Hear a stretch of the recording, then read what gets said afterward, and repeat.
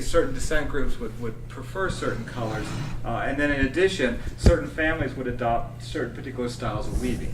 So if you read works of literature, like when they talk about battles, they will often go in these very difficult to understand explanations of the details of certain ways of weaving armor, which to us is very opaque, but for contemporaries, they would be able to visualize and know exactly who that person was.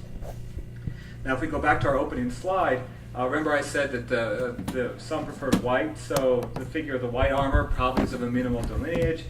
This might be Taira. The blue was of the Fujiwara family, and this man in black, I don't think there was no lineage I know of that preferred black. So I guess you could say his principle of organization or dyeing his armor was a little bit alien to the others. But that was kind of a pun, if you got it. But anyways, sorry. Now, another thing for identification is not only would color be a way of identifying armor, but you actually had banners. And so this is a 13th century example of a banner. And here you see, here's a warrior. Notice he's on foot. And notice he doesn't have the shoulder. I'll talk more about that. But people on foot would not have the shoulder protection here. And you see here he's holding this banner. Now, if you notice, he has a sword, but he has no weapon.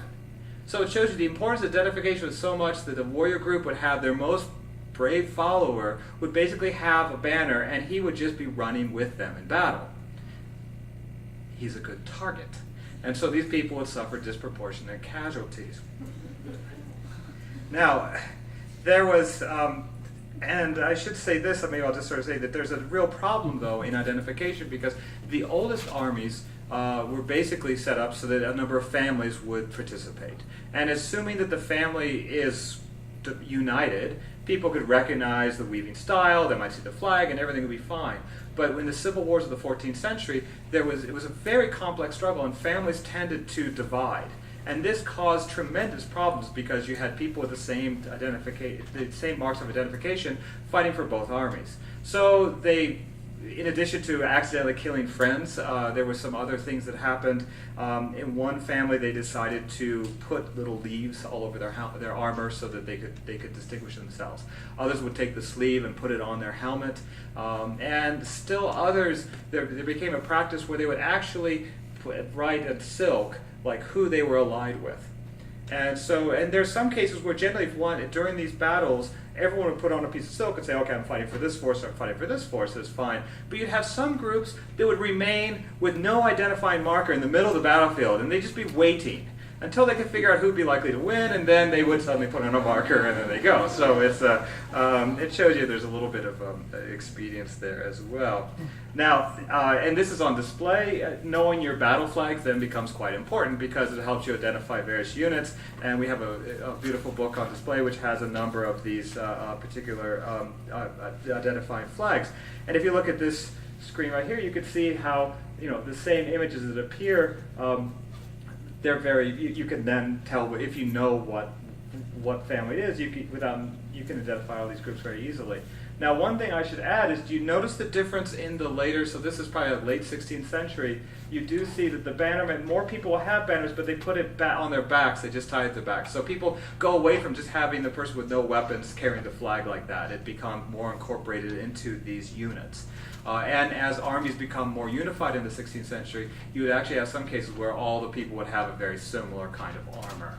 And so I know there was one family that was famous for providing armor for all their troops, but you can imagine how expensive that was. So they ended up just taking paper and covering it in lacquer. And so they give everyone a piece of armor, but it'd be very light and flexible, but it's just basically paper. It's just hardened paper. Now, the family was known as the Hojo, and they didn't survive the battles, and I guess you could say they were a paper tiger of sorts. So, anyways, sorry. Now, as I said before, now talking about the sode or the sane, this is again one of the suits of armor, and you see the weave like this. Now, this suit of armor is actually quite interesting because it was for a woman named Tsuruhime who fought in the 16th century. So we do know there are some suits of female armor. Now, the the oldest suits and some of the most valuable suits would have 2,000 to 3,000 of these sort of lacquered plates that would be woven together, and it would generally take anywhere from 10 months to 2 years by a craftsman to manufacture something like that. They were basically, the suits of armor were far more valuable than a sword or a horse even. So they were the most valued thing. And so you also see cases where someone with a valuable suit of armor would die, the first thing that happened was people would try to steal the armor. So the archaeologists will never find like armor on the battlefield unless it's something quite unusual. Now, most cases, as I said before, this is black lacquered. These plates, you can't see the center because you have little holes there, and that's where the thread is woven. But if we look at this piece right here, you can see here's the black leather, and here they're using leather. So the black lacquered little plates, and then here we have leather that's tying it together. And so basically as time passes, you see leather is something which is more favored than the cloth because it's a little bit more durable. Now this is the suit that we have on display right here, and it's of a style which is known as modern armor, or Tosei Gusoku, which means the type of armor of this world, of this age. And this is the armor really of, I'd say, the 16th century and beyond. And it has a very simplified style. It's called tsugake. So do you notice the difference? Here you have little pieces of metal, and it's metal that is woven together on leather. And this is because as the wars became more endemic and people were in their armor a lot longer, the older suits with the cloth that's there could get dirty, become infested with lice and other things, and so it becomes a real problem. And so we actually see a movement toward more metal. And so this simplified style is something that's sort of as a marker of 16th century armor and beyond. And so, let me see, there's other versions. Here's another version. This is on the display. You can again see we have these simplified plates that are all woven together in here as well. So that's another type. And there's a lot of variation because if you really want to know the minutiae of Japanese armor, there are sort of millions of very specified sort of terms for it. This is called mogami-do because you have like 5 rows of metal plates that are woven together. And this one is called okegawa-do, which has 8 plates which are woven together. And so there's a lot of distinctions like that. And you can still see, again, you notice this is the tsugaki style. You have some metal, a lot more chain. And so you notice the movement toward metal and away from those sort of that early weaving is something that's quite pronounced. But then you have things which are not functional as well. It's like, look, these are giant feathers in this. I mean, this person really wanted to impress his contemporaries, and I think when he got this suit of armor, he thought it was a real feather in his cap. So, now this is a simplified version again, and so this is again where you have just about, looks like 7 plates that are here, and again use this very simple tsugaki style. This is the warlord Oda Nobunaga. This is supposedly the type of armor that his troops would have worn. And notice how simplified it is. This is a coin because, again, I think it appreciates the value of money and so on. So he has one of his key symbols was that of a coin. Now, so that's sort of my brief overview of just the armor and how it changes over time. Now I want to talk about another very important thing, and that is how Japanese warfare was actually fought and how patterns of warfare changed. And before I begin, we really need to know about Japanese horses, or to be more precise, ponies. Do you notice how small these creatures are? See, this person is probably taught that basically most Japanese horses would be 4 feet tall at the shoulders, 3.5. Sometimes down to even below 3 feet at the shoulders. So they're very small creatures, and almost every one would be classified as a pony today. Now, some cases, some have been able to gallop up to a speed of 20 kilometers per hour in very short bursts, but often they would canter. Now, there's one famous test where they put a bunch of weight on a horse, they tried to get the thing to gallop, and it took it 50 yards to go from a canter, and then it galloped for about 50 yards, and then it got tired, and then starts going back down to a walk. And so that just shows you to be a very good horse rider, it took you a long time to be fast, you had a short burst of speed, and then your horse would get tired. So you don't have this idea of, like in the movies where they're galloping at a great speed, because the horses wouldn't really do that. At the same time, it seems like perhaps the older horses were a little more durable, but they also they never had the practice of gelding the horses, so the horses were not very good at being in groups. And so they're just, think of them as being very independent-minded, ornery beasts that like climbing hills and mountains but aren't particularly fast. There was one famous warrior in the 1180s, the Northern Fujiwara. They were all remarkably over 6 feet in height. And they died out because they were killed in battle because basically they were too big for the horses. And so there was actually a real disadvantage to being too tall here. Now, here's a picture, this is from a scroll. And so what happens is warriors, though, when they were fighting, especially early, so if you go back to the 12th century, they really called themselves practitioners of the way of the horse and bow. And so the idea that the sword was the primary weapon of the samurai is something that doesn't really work for the whole period when they're fighting. It's really the bow. And so you can see those when you have it full gallop. You have this archer right here, and notice it's a long bow. So these bows could be close to 7 feet in length, and you see that he's charging and about to fight. Here we have the quiver, and this little thing, in case you wonder, no, it's not a donut. It's a thing called a tsuruwas, where they would keep the bowstrings and keep them dry like that. And if you look, this is from the Mongol scrolls, but you can see, this is about under 10 horsemen. But you can see that if you have a group like this that's charging, they're a very formidable force. You don't need to have hundreds and hundreds, but if you have someone that they're coming and they're about to shoot you, it would be something that would be rather intimidating. And there was one case, you did have one person die with a great sword. I am one that can fight against you archers. Anyone, try to attack me. And what they did is they just rode around the person, they shot him full of arrows, and then he expired. So you basically do not want to be on foot against a group of horse riders like this. Now, this also shows you, how would they fight? Is that basically was one where you had to be a very good rider, you had to know your horse, you had to be able to sort of overtake someone, and then, in this case we see this is a thing called a bear claw, and they'd be pulled off their horse, and then they'd be dispatched later. And so this gives you a sense, maybe a bit of how they're fighting, and here we have an archer that's firing back like this. So really, when we're talking about the battles of the 13th, 14th, even early 15th century, it's best to think of it as small groups of highly mobile archers that are just trying to outmaneuver their rivals and potentially shoot them off a horse. You do see they have stirrups, and so the other thing is that the saddle is very large, and it's meant to provide a very sort of stable platform. And even I've talked about how these ponies are very angry creatures and very stubborn, but I've talked to people that when they gallop, they have a very smooth gallop. And this is something very close to the Mongol horses as well. So it's one where if they gallop at such a smooth pace that you can fire fairly accurately. And again, so they've been bred really to be smooth runners, not fast ones. Now, what happens when you're on foot? You can see right here, you cower right by a hill where the horses can't come by, or in the middle of a swamp or something. You can see this person even has a little cloth over his face. I never know what this means. And you have people, they'd be sort of cowering behind shields, and they would just let the horse sort of go by. So that's another way to think about it, is that really it's mass cavalry, which is quite important. Now, in cases where horses would not be, the cavalry would not be as useful, is basically in a siege. And here we have, this is a 14th century image. It might be a little hard to see, but you see these are bales of straw.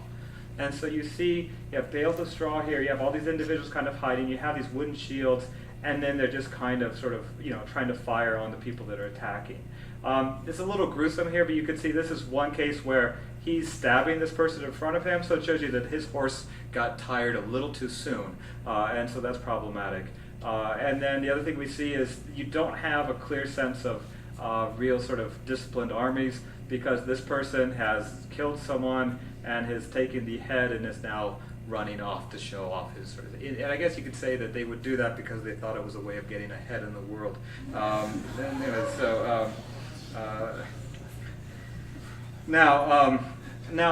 let's see. And if you have any questions about something, I could go back to some of these images. Now, and that's because then after battle, what we have is this sort of elaborate process of inspection. And so here we have a person, he came in, here's his commander, And this is actually his box, this is his armor right here. You have the proof, their battle service, and then we have a scribe who's recording this down. So it just shows you have this whole elaborate mechanism for showing proof of something. And that is actually something that's quite remarkable, is that the warriors were very much sort of literate figures. So you could see in a lot of cases they're writing documents, either mobilization orders, or they would submit when they would show up at a camp. There was a document called a document of arrival. So when a warrior would show up, he would say, "I have arrived," and then the general would write a signature saying, "Yes, this warrior has arrived." And in some cases, once they got the paper, they go back home again because they had proof that they showed up. So then you had to get new laws saying, no, you have to stay in camp. And then after they fought in battle, they would basically record if they tore off a piece of enemy armor, captured a head, or something like that. They would write that down, but they'd also record all their damages, and that would be basically recorded, and then it would be they would be compensated for their actions. That's sort of basically how they would fight. They would not really do it for greater loyalty to any particular cause. It was much more like, well, we did this, and we need compensation, and if not, we'll fight for the other side. And in some cases, they didn't get their compensation, so they would actually fight for both sides. You could tell because they'd submit these petitions to both sides in the Civil War at the same time. So much for samurai loyalty. Now I'd like to kind of move on a little bit and talk about helmets and how you could sort of understand those. Now, remember before I talked about these are a lot of the rivets here. Now, I hope you find this a riveting point here, but you can tell the age of the armor by basically how many they have. So the oldest bits of armor, these rivets are actually functional rivets, where you have very small pieces of metal that are riveted together. Later on, they become decorative, and so they would just put them on, but you get larger pieces of metal that are used over time. This armor itself, the backside is called a shikoro, is actually of a later design. And so what that also shows you, one thing that's really interesting when you look at the art, is that older pieces were prized, but they would often be reworked in various interesting ways. And this helmet here is called a hachi, by the way, and there's a hole at the top. And that's because, remember I said the helmets had no helmet liner, but actually sometimes they would use a little cap called an eboshi, and sometimes that would stick through the top of the helmet. And so that was sort of the earliest attempt at having a kind of helmet liner. Now, if you look at these, this is much later armor. So this is interesting, is that this dates from the 18th century right here, and this is from the 14th century. Now, maybe I want to explain a few things. This is called a fukikaishi, which is generally designed to protect the side of the face. And so it would be because if people are fighting on horseback, what's the worst thing that could happen to you if you're fighting someone with bows and arrows? Where would you least like to be shot? Any ideas? The face, the neck, and so on. And so this is to protect the face from the side. And this is actually slightly later. This is a 14th century sort of type of armor where you just see the metals woven together. It's just sort of not woven together, but it's basically banded together. And they don't use the rivets. These are all artificial rivets. And so what's interesting is this dates from the 18th century, and it looks much more like, say, a 12th century helmet than this one. But there are some interesting changes. This fukikaishi, the side protectors, do you see here they're at this angle, and later on they just move up. That's because they become completely just a decoration. They have no functional purpose at all. The other thing that sort of changes is you have sometimes gold could be added to old helmets, and so to make them look a lot nicer and so on. So they remain prized. This thing here is called a kuwagata, which was thought to provide protection, not in any tangible, but sort of spiritual protection. The gods might be with you, or it might be a sign of your prowess as a warrior to have a kuwagata. If you look back to that picture of the Yoshitsune with his bow earlier on I showed, you'll see a very pronounced kuwagata, because that means sort of a general or an important figure would have this decoration right here. That was the only really kind of massive decoration that these older style helmets could have. Here's another, so this is another type of armor that's from the 18th century. And there's again the hole at the top, and here we have 37 plates. So as actually the artisans get better at making the armor, you see more and more of these plates that are done together like that. So this is again in the old style, but it's a much later sort of creation of that. Now, the 15th century, the helmets changed. This is one that's called a Koda Nari, which is a popular 15th century helmet. And it kind of looks, it's hard to maybe see from here, but see it's kind of raised right here. This was designed to protect the head if you do get hit on the top, to keep you from getting a concussion a little bit more. So you do see in the 14th and 15th century more helmet liners and other shapes that are really trying to protect against blows. Now this is actually iron, which they've covered in lead. So it's iron that's lacquered. And again, this is, if you look closely, you see this is a fairly typical 15th century account, or sort of helmet. Now this is from the Tokugawa period, but this is probably the epitome of this construction. You have 120 plates which are fused together. And so this is really probably the maximum of that. And again, this is they were doing this when they stopped fighting, but you still have this peculiar shape right here, which means if you ever got sort of smashed on the top of the head, you're less likely to get a concussion. And so we can see that even though the armor appears to be completely just sort of decorative, there is a functional reason for a lot of elements of it. Now the 16th century witnessed a major change in that as the metalsmiths became more sophisticated, they would start to do a sort of fewer number of plates. This one, for example, you have this nice depiction of a dragon. It's called a momonari, which means the peach-shaped helmet, because if you look, it does sort of look like a peach. Right? I hope you find that a peachy metaphor, I don't know. But anyway, so we have this, and it's basically 6 plates of steel which are fused together. Now this, what meant is that once the smiths are good at taking large pieces of metal, 6 or 3, and fusing them together, then you can get a very, very sort of strong. Now another type, this is called zunari, which means a head-shaped helmet, and the decoration really is sort of playing that up, and you see it's sort of like a head. But you can see it's really just several large pieces of iron that are fused together. Once they did that, then this helmet could suddenly support a great weight on top. And that's where, over the course of the 16th century, you start seeing these very elaborate decorations and other things. It's all because of the changes in technology right here.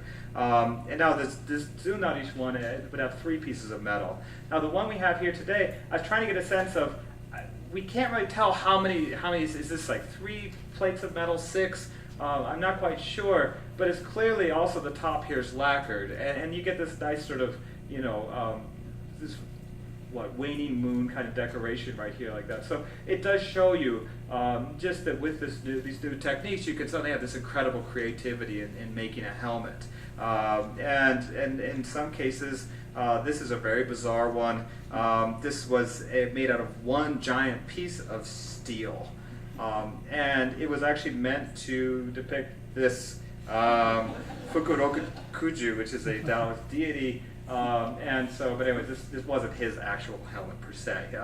But if you look at this image, this is from supposedly Kuroda Nagamasa's helmet, and again you can see this massive shape here. I think it harkens back to the Taoist deity, but I don't really know if there is a direct connection. Now this is another sort of later 16th century piece of art, this is meant to depict a wave. And so it's sort of the waters, and it's related to a naval battle. And again, you have this metal core, but all this is basically lacquered paper again. So it shows you that more often than you think that the decoration, the paper is often quite used. So it gives you a general sense of the helmets and what the styles are and how they shift. And now I'd like to talk a little bit more about some other basically quivers. I should add one thing, is that you could imagine, let me go back to the Kuroda helmet. Someone with a helmet this large is because they really wanted to stand out on the battlefield. And so as commanders become more important and start directing armies, they would actually then have these very pronounced helmets. Now that became a problem a little bit later on when armies start using cannon. And there are some cases where it's like spot the enemy general and then let's shoot him with a cannon. And that does happen, so that armor would have its problems in some cases. Now this is back to the bows now. And so this is it's called an ebura, which is a surviving sort of a quiver here. And warriors would have sometimes from 12 to 24 arrows. They would also sometimes have a little sake in there. They would also have some food. It would be they carry all kinds of convenient things here. This is that surua I talked about where they'd have the bowstrings. This is another type which is called an utsubo. And here you have the family crest, and then we have this is sort of covered in skin. Sometimes you'd have tiger or leopard skins or other sort of things that would be imported for the continent that would be used. And these are some of the arrows. Now, some of these actually have some Buddhist mantras are being depicted here. Others have symbols. Sometimes you have family crests and so on. But basically, this is called the soya, which is a battle arrow. This would be the typical arrow that would be used. And one thing the warriors would do, they would fletch them with usually eagle feathers were obviously prized. Then you had hawk feathers, something would be used. Raptors were good. Owls were never used because for some reason the feathers were terrible. And there's all kinds of primers explaining what are the best arrows to use. And actually, in the middle part of that was out of bamboo, and warriors would often write their names down. So it's like, hello, you have been shot by so-and-so. And even though we laugh, it's actually in accounts of the Mongol invasion, it's really interesting because a Mongol general got shot by a Japanese archer in the face. And the Mongol account said he was shot in the face by Shoni Kagesuke. And if you look at the Japanese genealogy, say, we shot the Mongol general in the face. And they match. And so it looks like, so people would basically then, leave a little calling card with their arrows like that. Isn't that nice? Now, I'm coming back to some of these scenes of how archers fought. And remember I talked about the solde, which would be the little pieces sort of on the side of the armor. They were only useful on horseback. And if you see, this is very telling because you see it's basically, it functions as a portable shield. And so what you can see is that the arrow is being lodged right here is protecting the person. And so that's, we also see this is the older style of armor, and we have someone here who's firing, and notice they often would fire back behind them. Because again, horses are skittish creatures, you try not to fire over the head of a horse because the horse might think you're horsing around and not be so happy about that. Now, we tend to underestimate how powerful these bows are, but let me show you its effects. Shoots through, this up is full of water. Okay, even better yet, oops. What happened? That's not good. My most remarkable slide. Oh, how did that? Well, okay. Imagine this. I had a slide of it piercing a Teflon pan. That was so spectacular, it just disappeared. I don't know what happened there. So, anyways. Okay, sorry about that. Well, now you get to see this unfortunate slide. And this is, again, talking about, well, you can see the amount of damage a shot could do. And here we have this poor person was shot in the neck, and you can see he's really not having a good day. And what is interesting then is that because there are certain areas that were more vulnerable, you actually see cases where the armor shifts over time to protect the most vulnerable region. And this is something that doesn't happen when people aren't fighting very often. So in the 12th century and all that, you don't see these changes in armor. It's really in the 14th century when warfare becomes more normative that we start seeing the armor really protecting people where they need it. And it's good to know your armor in this sense, because it's a very good way to date certain things. Because if you know the difference in the styles of the armor, you can know, for example, when something's mistakenly attributed. For example, I've seen an armor that's attributed to this person named Minamoto Yoshitsune, who supposedly died in the 1180s, and it has all these characteristics of 15th century armor. It's like, I'm pretty sure that's not his armor. But if you look, and this is from the Heiji scrolls, you can see the oldest styles of armor. A couple things. One is it's really good leg protection. And the second thing is there's a thing called a hatsumuri, which would protect the forehead and the cheeks. But nothing, the carotid artery and all the vulnerable areas are not protected. So it's not a particularly good suit of armor. But this is something through the 13th century. You see, this is the oldest style. In the 14th century, we see something called a nodowa, and that's to protect the chin and the neck, basically. And I know in one of the books on display has a nice illustration of that. And that's something, as I was looking at these wound patterns, I saw that face wounds go from 10% of all wounds to 2% over the course of the 14th century, and right at that time you see this improvement of facial armor. If you look at scrolls of the 16th century, you could see, again, you have the cheek protection, and again, it's sort of he's protected lower face like that. Now, there are other things, these are called hoate, which just basically means the lower half of the face. And some later versions, they're called a kurowa because it has this it's basically curved a bit like this, and it gets more decorative, and it looks like a face and so on. And if you look actually at the suit of armor we have on display, you'll see a kuro. There is a little bit of a curved section like that, and so this is probably more typical of the 16th century armor. But you have other things called somen, which would protect the whole face. And this is, again, it dates from probably the 15th century, and it looks a lot more like the European armor we think of just all steel protection. They just would have only the steel to protect the face. So it shows you that by the time we get to the 15th century Japan, this idea of protection over mobility starts becoming more prominent. And here's another sort of all face mask that looks like they'd also be good for a hockey goalie. And you have the chain protection as well. So that's a key change over time of it. It really is protecting the face a lot better. Now, next I wanted to talk a little bit about some of the types of armor. So I've talked about like generally the helmets and how those things have changed. And I wanted to give you a sense of, I talked about the oroi armor, which is like the armor on horseback. But that's a very rare type of armor, and it's only found for these high-ranking warriors who'd fight on horseback, and it really fell from favor in the 13th century. Now, the other types of armor, if you notice here, notice they have no sode. You have, and so this type of armor is actually called haramaki, which means something which would, not haramaki, which sounds like the egg rolls, but it's a haramaki, which is something you would wind around your body, and it's about a fourth the price of the older style armor. And these are officers of the imperial police. They were former convicts, and for some reason they have these beards for that, and that's how you can recognize them. I have no connection in my case. But anyways, and they would tie this haramaki armor on the side here. And it's a much more simplified construction. Now here's another case of, this is called haramaki, and you still have all the little, the plates, you still have the weaving, and in this case they would still have the sode. So in some cases they would still go with something more like you would have on horseback, but it's a cheaper suit of armor. And in the other more simplified version of the 19th century, we actually see here where they just go in all leather. And so again, you're going for flexibility over all else.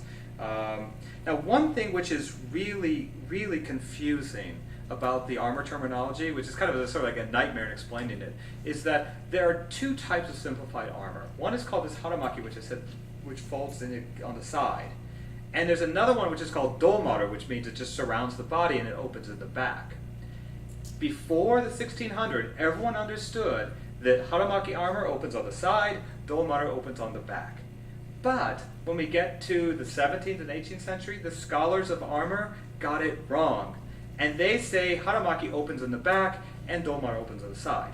So what it means is that the medieval terminology and the early modern terminology, they contradict each other incredibly. So I'm giving you the older definition for these armor, but often when you read Tokugawa accounts or other things, it has it the other way. So it's kind of really confusing, and there's no way around that.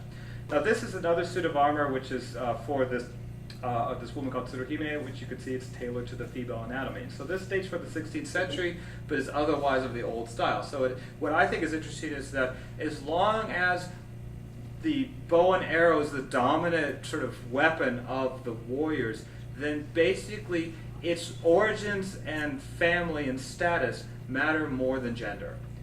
Because if one is of a warrior household, then basically all the children would be expected to fight, and they practice archery and other things like that. And it's not until really much later when we see a movement towards sort of these mass tactics that things start shifting, and women are less prominent on the battlefield. But they were there before. And if you think about it, on horseback archery, men and women would, I think sometimes women could be very extremely good archers. They were light, could be fast, and so on. So you don't it's very different than what we would often expect. And here's just the back of that suit of armor. Now this is a type which, again, in the medieval usage is called domaru, and you can see it tied in the back. And so these are all 14th century suits of armor, and basically you almost never find these outside of Japan. And almost all these suits of armor are found. There's one shrine in the Inland Sea called Oyamazumi Shrine, and it has 80% of the pre-1600 armor. For some reason, just everything was survived there. It's quite a remarkable place. Now this is this domaru. It's a little bit later, and if we notice, now we see another real difference. Is that even though the weaving style is very similar, you start having these things we call kote, which are gloves, sort of gauntlets. And again, we see a lot more metal here, metal chain, and this is something we start seeing again in the 16th century. So there's and here's another. This is sort of highly stylized with little demons on the gauntlets. This is when they stopped fighting. They started having some of these very elaborate examples. Now let me. Sorry, I'm getting ahead of this. So now the other one is talking about sort of armor. The other thing to think about is just how incredibly cumbersome this armor is. Because when you couldn't just wear it all the time. And here's a general on the armor box, but it shows you a major suit of armor. You actually had a lot of people collecting the armor and carrying it around with you. So it shows you that they wouldn't be wearing it all the time, and it'd just be for certain special occasions. Other interesting things, notice the tiger skin saddle blanket. So much for the refined Japanese aesthetics of that. You know, there's a real sense of sort of the flamboyance. The people to stand on the battlefield were thought they really should stand out in their appearance. And you see some people dye their horses blue and green and other colors as well, so they could really make an impression on people. Now this is from the Mori household, and this is again if we notice. It's of the Sugake. It's a later style weaving, so this is an armor postdating the 16th century. But at the same time, it harkens back to a lot of these earlier patterns. And there's a big armor box. You have a sword. We have all these other protections like that. So that's sort of another thing to see. Now I want to come back to the leg armor a little bit as well. And you can see, I remember I talked about there's no real protection for these things. For the legs here, and you see these individuals. They have no protection as well. If we look at this suit, we can see some people on horseback have very simplified leggy protection, sort of right here, and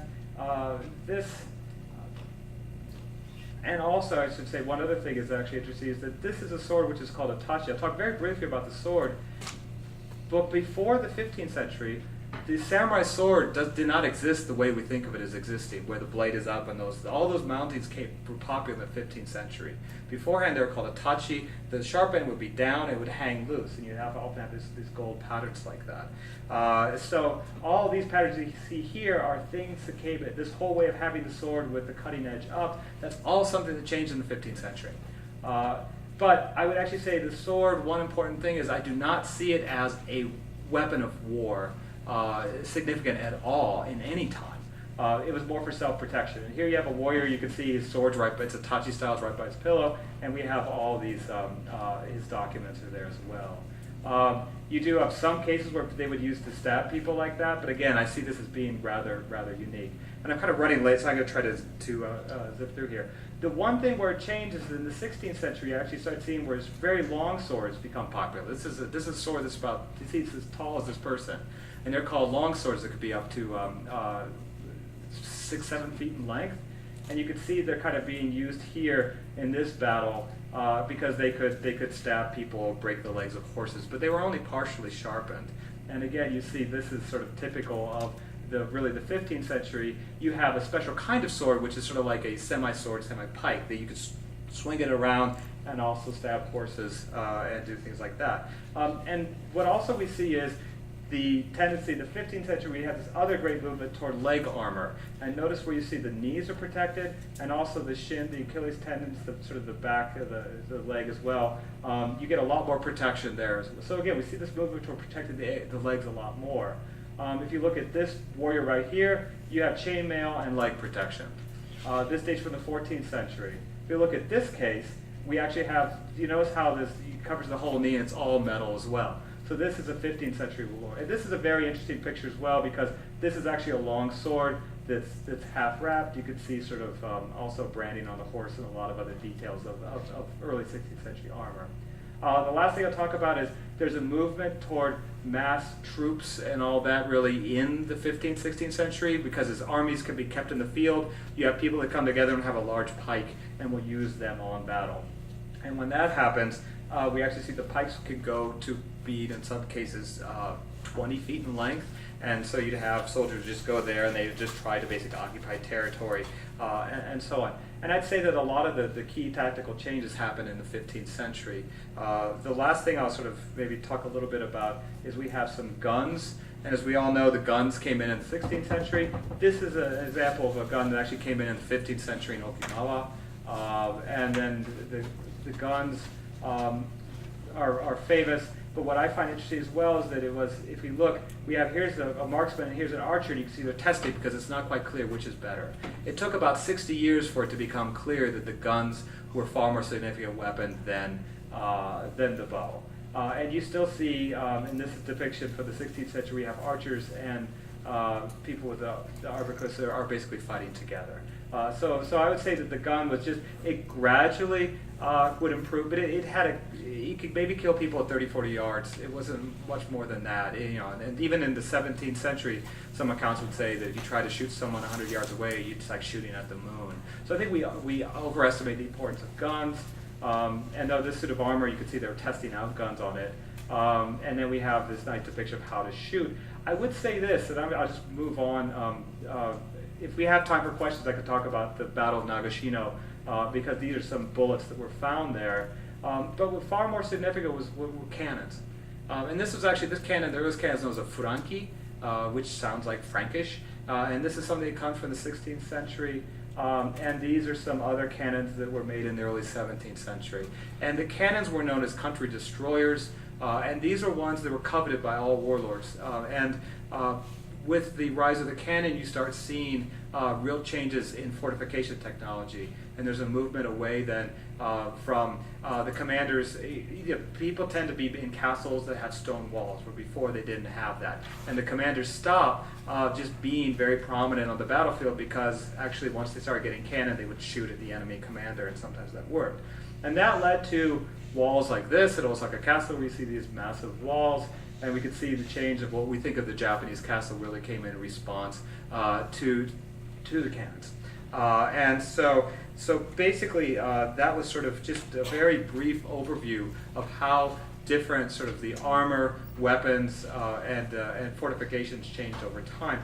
And so I just wanted to really just sort of introduce to you both the ways of fighting and the ways of how warriors protected themselves, and finally how the ways of warfare changed over time. And what's interesting is by the time we get to the 17th century, when people start talking about samurai, that's when they stop fighting.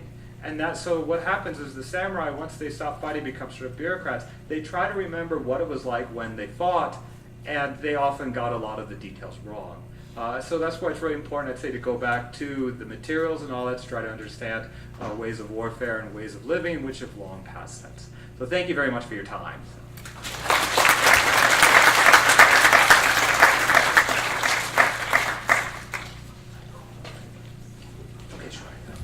I know some of the students may need to leave for classes, but we do have some time for some questions. So if you do have a question, I invite you to come up to this microphone over here so that everyone can hear the question. If you don't come up to the microphone and ask the question from the audience, we'll ask Professor Conlan to repeat the question so everybody knows what you're replying to.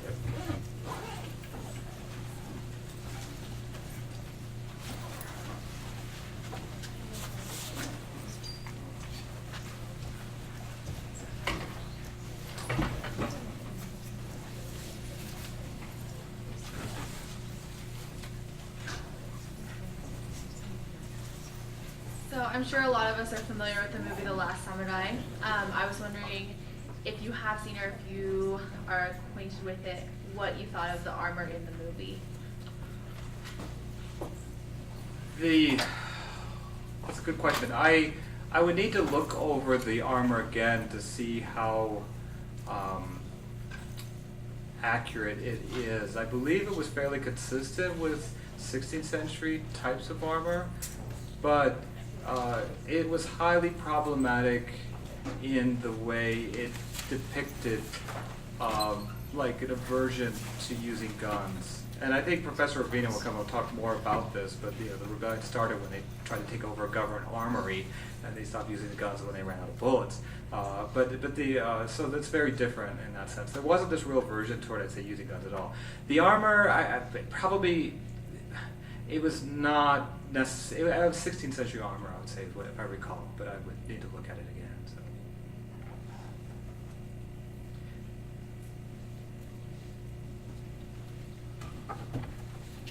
It sounds like you've compared to Mongols and the samurai. I haven't read your article, but I was wondering is there a big appreciable difference between the longbows used on their cavalry, the samurai cavalry, versus the composite bows used by the nomads, and how that kind of worked? I believe that in principle the composite bow would have a longer range than the Japanese, but I've seen a really good archer can fire these things for hundreds of yards, and they're called long distance arrows. So it's probably not necessarily which can shoot further, but which is more effective. And some of the Mongol counts would actually say they really thought the Japanese archers were effective archers, and so that's one reason they wanted to incorporate them in their army, is according to some cases. So I would say, in terms of accuracy and all that it's fairly comparable. I would be my guess. So I could give more precise.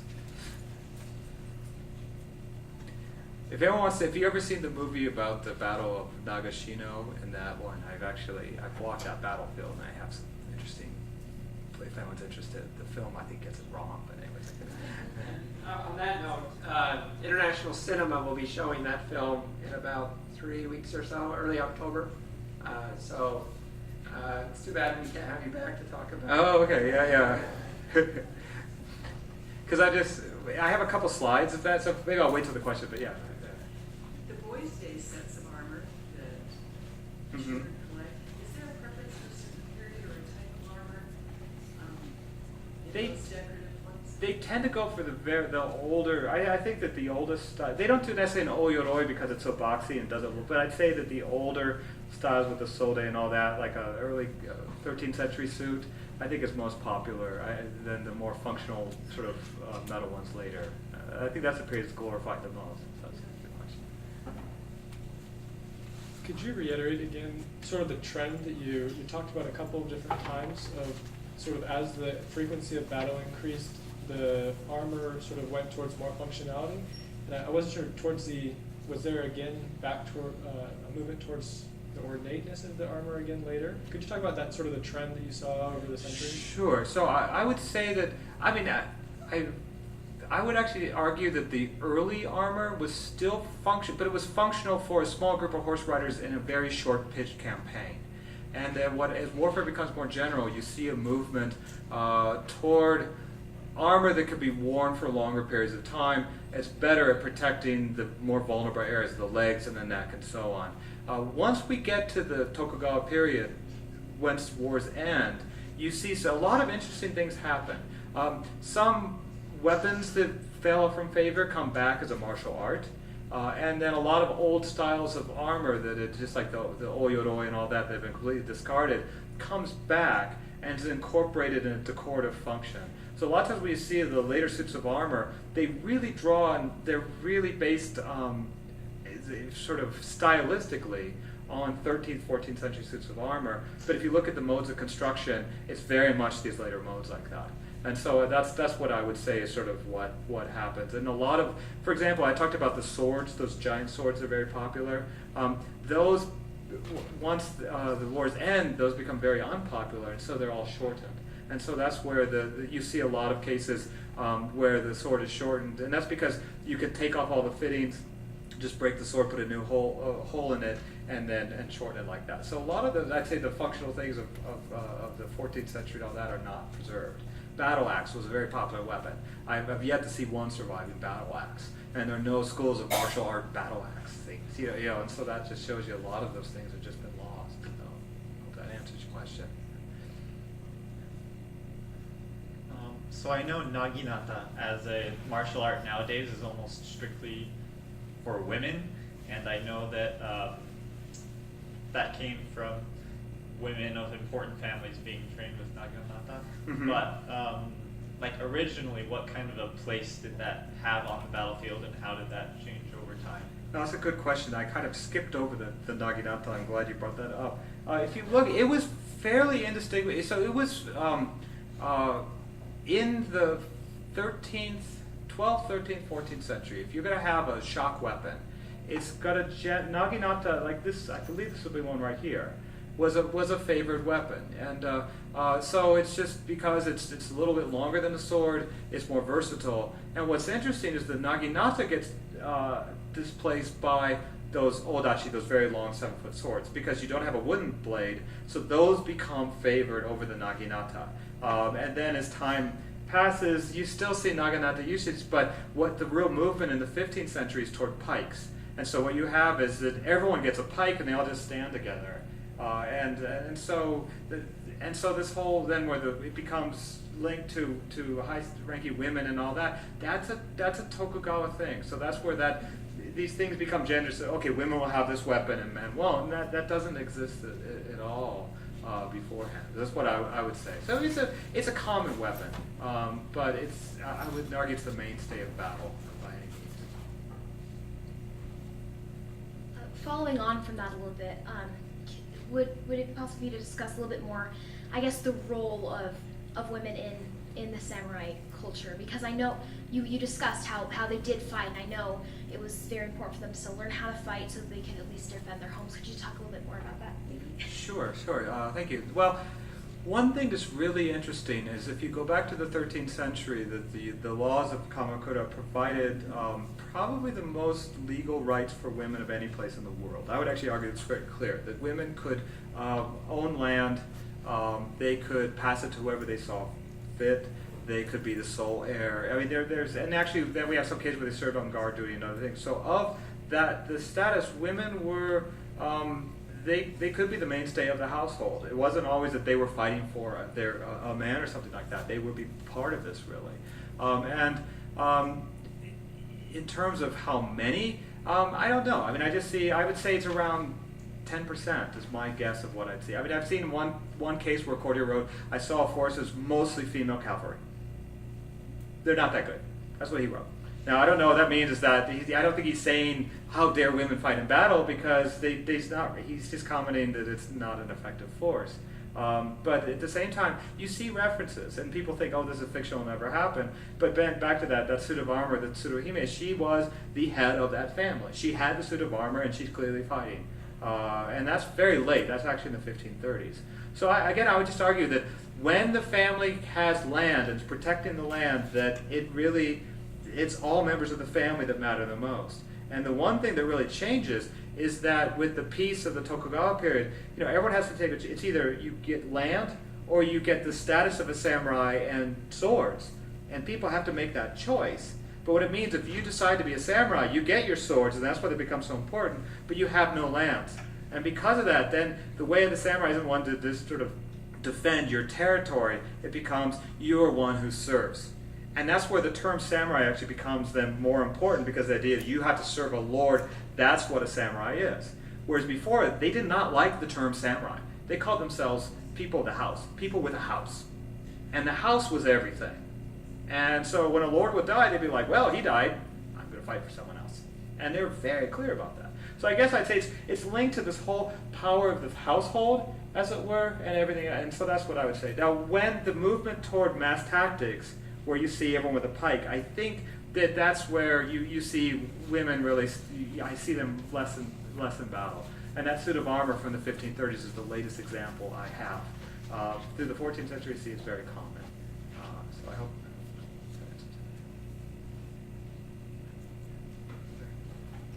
So you mentioned that a lot of the stuff about samurai honor and things were not as big as they really were. Where did the whole thing about seppuku and sacrificing themselves a bad thing come out? Is that mainly fiction? Well, that's a good question. Well, there's a couple things. The idea of loyalty is something that doesn't come. I mean, it's a long battle. What is the focus of loyalty is a question that takes centuries to basically be answered. And I think for a lot of people who have lands, they feel that their loyalty is to their family and their lands, not any lord. And gradually, as these lords, these daimyo get more powerful, they try to break down this autonomy and say, no, all your lands come from the lord, you should be loyal to the lord. And that finally reaches its fruition, I'd say, in the 17th century. The seppuku thing is something that is where the people would kill them, that you start seeing in the 14th century. And often you see it as higher ranking people, because if they're captured, they know they're going to be killed in a bad way, so they would kill themselves, so you do see cases of that happening there. And I don't think we've really understood how that comes about, because in earlier accounts, the dominant way a warrior would kill themselves is just put your sword in your mouth and jump off your horse. And so I'm sorry, it's gross, but it's but anyway, so the seppuku, the rise of that and how that comes in the 13th, no one has really answered it. Some people thought it's all fictional, but then when the Kamakura regime collapsed in 1333, there was a number of a mass burial of graves of people who died, and they found it looks like wounds that would be consistent with a seppuku wound. So it looks like it goes back that far, but I don't have an answer for that.